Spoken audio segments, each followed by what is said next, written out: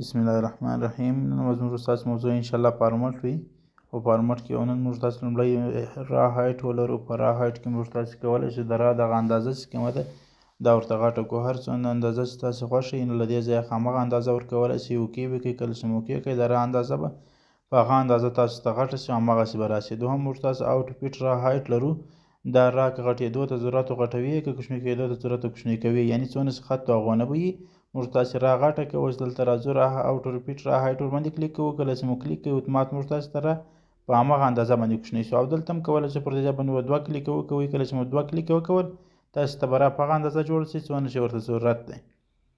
کالم ویټ لرو. ورپسې کالم ویټ کې موږ تاسې د کالم پراخوالی ډېرولی او کمولی شو. کلیک پرې کوو. اوس دلته موږ تاسې هر څومره پراخوالی چې ورکوو نو کالم به په همغه اندازه باندې پراخوالی واخلي. او همداسې موږ تاسې بیرته آوټ فټ کالم لرو. آوټ فټ کالم که مو ورباندې کلیک کوئ کالم به دونه کوچنی شي څونه چې ورته ضرورت دی، یا به دونه غټ شي څونه چې ورته ضرورت دی، یعنې که خط هر څونه وو کالم به هغونه شي. همداسې له دا دوه کلیکو له لارې هم کولی شو لکه څنګه چې مو مخکې وکوئ همغسې یې کولی شئ. ډیفالټ کالم ویټ کې تاسو د کالم اندازه ښیي چې د کالم هغه عادي اندازه موږ تاسې اول وار اکسل راخلاص کړو. په هغه اندازه کې کالم څنګه یي، څونه اندازه لري له ځان سره.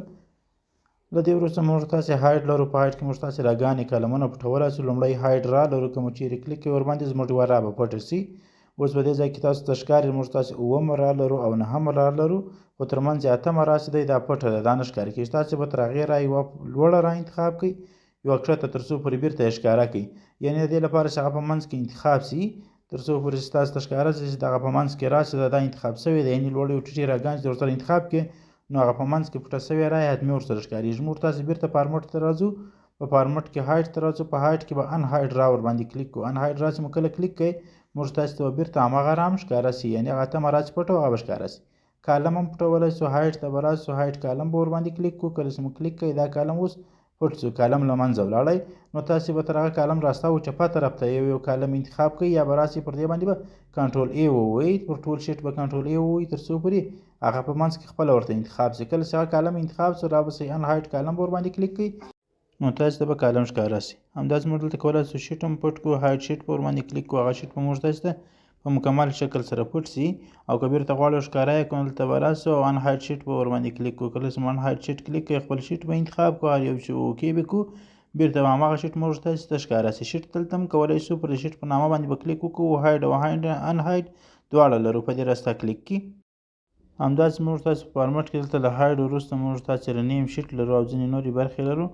موږ تاسې دلته رنیم لرو. رنیم شیټ کې موږ تاسې د شیټ نوم ور بدلولی شو. موږ ور کاپي کې شیټ یا انتقالولی شو یا کاپي کولی شو. او ټیپ کالر کې بیا د شیپ د نامه ځای ته رنګ ورکولی شو. دلته هم کولی شو راسته کلیک باندې شیپ په نامه وکړئ، رنیم به کلیک کوئ.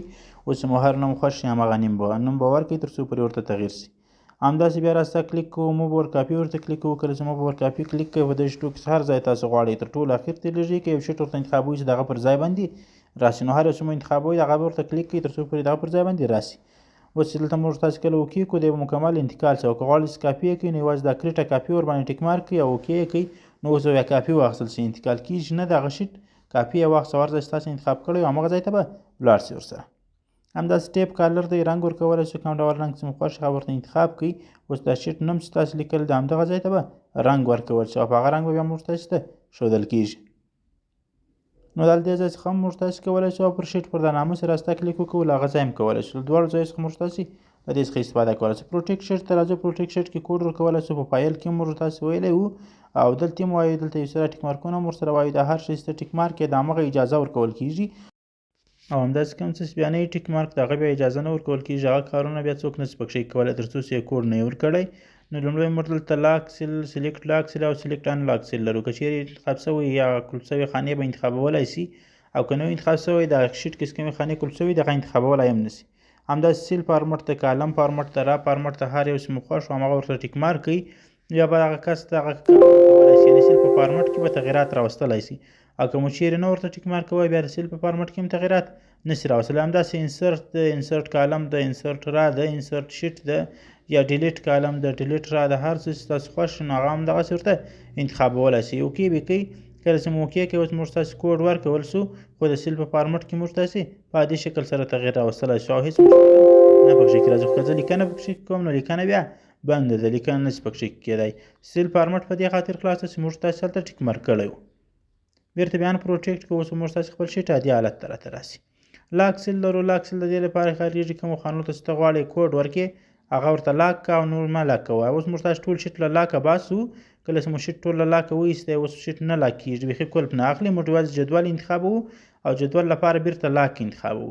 اوس چې کله موږ پروټیکټ شیټ ورباندې ووهو نو نور شیټ به نه کلپېږي یوازې دغه کم جدول چې دی موږ لاک انتخاب کړی هغه به کلپېږي. په نور شیټ کې اوس موږ لیکنه کوو په عادي شکل سره لیکنه راته کېږي. خو که چیرې زه راځم په جدول کې لیکنه وکړم نو په جدول کې بیا لیکنه په عادي شکل سره نه کېږي. کله زه لیکنه کوم ماته جواب وایي ځکه جدول کلپ سو موږ لاک ورته انتخاب کړی وو نو کوډ یې واخیستی او د نورو څخه هېڅ لاک مو نه و انتخاب کړی کوډ یې نه دی اخیستی. بیرته بیا پروټیکټ کړو تر څو پورې خپل عادي حالت ته راسي. نو کومې خانې چې مو غوښتل کوډ ورکړي هغه ته به لاک انتخاب کړئ او کومه چې مو غوښتل چې کوډ ورنه کړي هغه ته به لاک نه انتخابوي بیا پروټیکټ شیټ ورباندې ووهئ. فارمټ سیل ته راځو. په فارمټ سیل کې موږ تاسې د خانې د فارمټ تغییرولای شو. نور تنظیمات مو انشاءالله ټوله ویلي وو یوازې د پروټیکټ وروستنۍ برخه یې پاته وه. په دې کې لومړی لاک ته که چیرې لاک ورته انتخاب و نو د خانې به بیا کلپ کېږي او که نه و انتخاب نه به کلپېږي. لکه څنګه چې مو اوس مخکې وویل هایډن شیټ د هایډن شیټ بیا فارموله کلپوي. موږ به راسو لومړی دلته یو فارموله اجرا کړو. کله چې مو دلته فارموله اجرا کړه اوس موږ تاسې راځو. فارموله خو موږ تاسې ته اوس په عادي شکل سره ښکاره کېږي هېڅ مشکل نشته. په فارموله بار کې موږ تاسې فارموله ښکاره کېږي خو که زه دا هایډ کړمه نو بیا موږ تاسې ته نه ښکاره کېږي. زه راځم اوس پروټیکټ کوم یې. کله چې ما پروټیکټ ورباندې کلیک کړی اوس هماغه فارموله چې موږ تاسې ته په فارموله بار کې ښکارېده هغه نه ښکاره کېږي. ځکه نه ښکاره کېږي چې موږ تاسې هایډ ورته انتخاب کړئ. همداسې بل موږ تاسې دلته فارمولې لرو. کوم ډول فارموله چې مو خوښ هغه اپلای کولی شو. لومړی به راسو یو دوه عدده ولیکو تر څو فارمولې ورباندې اپلای کړو. اول سر کې موږ تاسې سم فارموله لرو. په سم کې کوم عددونه چې موږ لیکلي دي هغه ټول راته جمع کوي او مجموعه یې راباسي. همداسې اوریج فارموله لرو. موږ ته یې اوسط راباسي. کله چې موږ ورکې کړو موږ تاسې ته به اوسط په لاس راسي د خپلو عددونو یا منځنی حد. او بل موږ تاسې ته کاونټ نمبر لرو. هغه خانې چې عدد پکښې کې لیکل شوی دی هغه خانې به راته وشمېروئ. دوې خانې دي چې عدد پکښې کې لیکل شوی دی. میکس به تر ټولو غټ عدد درته پیدا کړي. کله چې میکس کلیک کوئ حساب خانو کې تر ټولو غټ عدد او مین به تر ټولو کوچنی عدد درته پیدا کوي. کوم ځای کې چې مو کوچنی عدد درلودی هماغه به درته پیدا کړي او درته وبېښي دا تر ټولو کوچنی عدد. نو پر هر څومره عددونه تاسو دا فارمولې اجرا کولی شئ. موږ یوازې پر دوو باندې مثال ورکوي خو تاسې هر څومره عددونه ولرئ پر هغو ټولو باندې اپلای کولی شئ. راتلونکي ویډیو کې به انشاءالله د فیل تنظیمات ووایو. تر بیا بلې ویډیو مو پر الله سپارم ښې چارې.